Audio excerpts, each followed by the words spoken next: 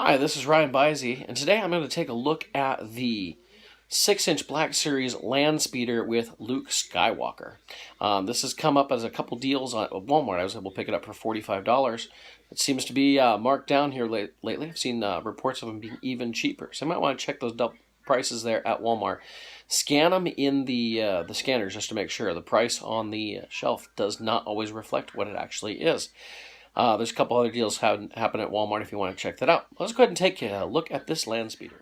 So here is the exterior of the box. We can see we have a window box for the Luke Skywalker figure that comes with it.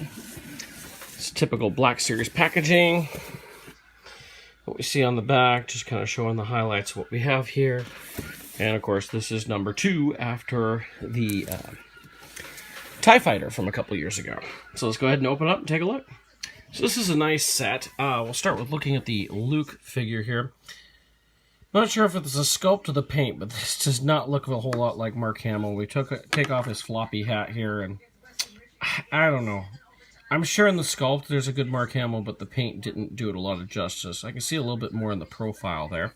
Underneath we have, much like our previous release of the 6-inch Black Series Luke, we have the soft goods tunic with belt. It does have a clip for the lightsaber, and you can put his macro binoculars on the belt should you want to, as they've got a little clip to be able to do that. The poncho is nice and everything. Nothing too exciting here.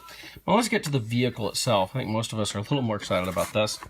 It looks very nice. We see lots of different detail. We have the damage and paint wear here on the front. The hood does open up, so we can see inside. This is always one of my favorite things about the vintage Landspeeder. I didn't have it myself, but I loved it. My friends who did, that you could open it up and see inside. Of course, then it was just a sticker. Here we have all sorts of details to it. We look at the detail on the uncovered engine over here, which is very nice. It's got a couple of opening panels back here. In here we have some more inner workings detail, I guess you would say.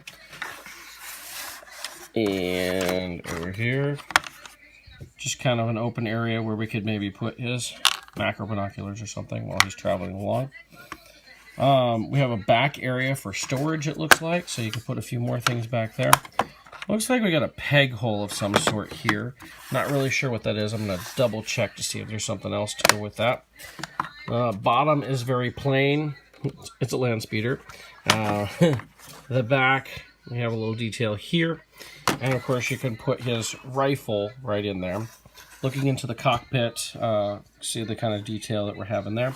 And it comes with a plastic display stand. Now this is a little different. If you saw my review on the Ray Speeder that was the Black Series, it had like a little wind effect to it as it was going away. Now obviously, I'm guessing on this one, it's set this way just so you're not going to see it. It's going to look like it's hovering. So let's check that out. So it does give a nice floating effect. We don't necessarily see the stand from up above, but it is underneath there. I've put Luke here in the pilot seat, so you can see how he fits in there.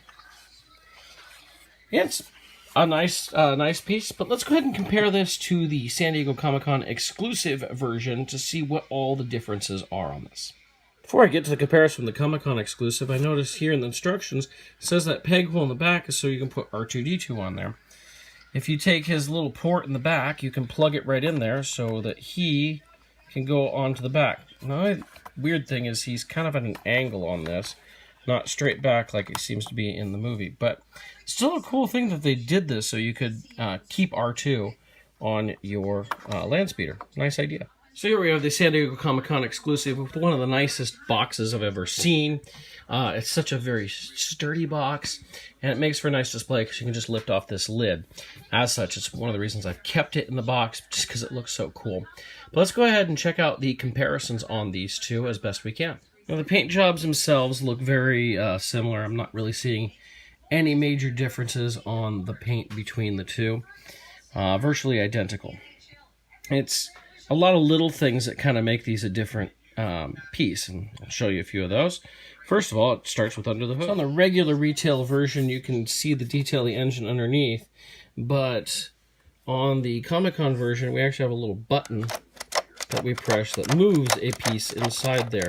So that is one little extra piece. We also see some more paint and detailing on the inside of the engine that we do not see on the retail version here. So look at the figure differences here.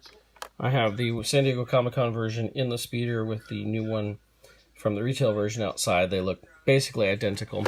One of the things, as I understand it, is a big difference is actually the cloak here is supposed to be a little thicker. I can actually feel that. This cloak that came with retail version is a very thin fabric, where this is a much thinner fabric. Sorry, I'm not taking it out. Just it's too good of a piece to display like this that I really don't want to take it out of the package, because I like the display of the whole thing.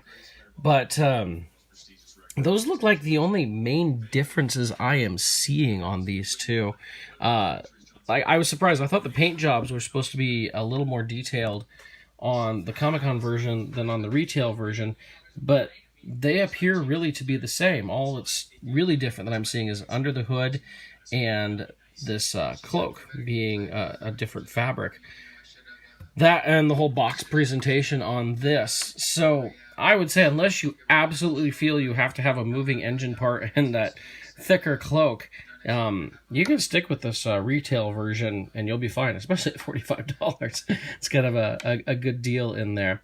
But yeah, it's kind of nice, which is nice for me. Since this is something I decided to go ahead and leave in the box and just displays well that way, I feel like I have a nice loose version now that I can display out.